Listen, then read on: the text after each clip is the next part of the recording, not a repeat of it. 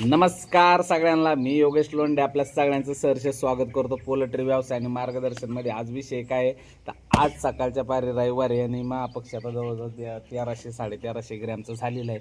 पण मी आज व्हिडिओ बनवायचा काय, मी आत्ता माझ्या 2 पक्ष्यांचे PM केले. तर PM केल्यानंतर माझ्या पक्ष्यांच्या किडनीला सूज जाणवलेली आहे आणि जठर जे असतं जिथं अन्न साठवलं जातं खाल्लेलं त्याच्यावर हिरव्याचं प्रमाण थोडंसं मला दिसायला लागलेलं आहे. त्याच्यामुळं मी हा व्हिडिओ बनवते.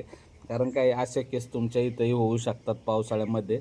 कारण काय होतं, वातावरण पोल्ट्रीतलं बाहेरचं हे डिफरन्स असल्यामुळं थोडंसं खाण्यापिण्यामध्ये आणि अमोनियाचं प्रमाण पावसाळ्यात जास्त असतं. कारण तूस उबल्यामुळं अमोनियासारखा बाहेर पडत असतो, त्याच्यामुळे हे असं होऊ शकतं. त्याच्यामुळं तुम्ही करायचं काय, फ्रीटॉक्स नावाचं 5 लिटरचं कॅन येतं, ते तुम्ही 1000 लिटरला तुम्ही 500 ग्रॅमच म्हणते 500 ml तुम्ही औषध ते टाकू शकता. त्याच्यामुळं काय होतं, पक्षी वॉटर इंटेक चांगला करतो. वॉटर इंटेक झाल्याने किडनीला सूज येत नाही.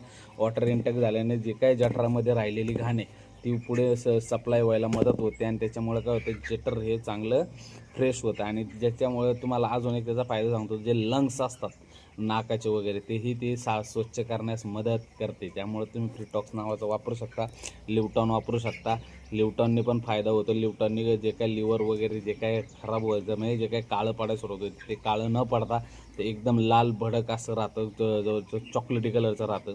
त्याच्यामुळे तोही घ्यायन. इकोलासाठी तुम्हाला मी सांगितलेलं इकोला थांबवायचा कसा आणि काय कसा, कारण उन्हाळ्यानंतर इकोलाचा सगळ्यात जास्त धोका हा पावसाळ्यातच असतो. पाण्याचं मेंटेनन्स करा, पडद्याचं करा. दिवसाचे पडदे 80% ओपन ठेवा, रात्रीचे 60% ठेवा. कारण काय, रात्रीचा पाऊस आला तर आपण काय उठून येणार नाही.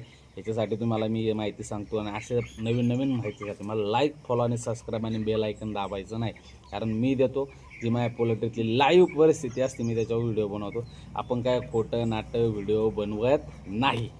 त्याच्यामुळे तुम्हाला ही माहिती कशी वाटली मला नक्की सांगा. अशाच नवीन माहितीसाठी आपल्याला ह्या मराठी बांधवाला सपोर्ट करा. जय हिंद, जय महाराष्ट्र.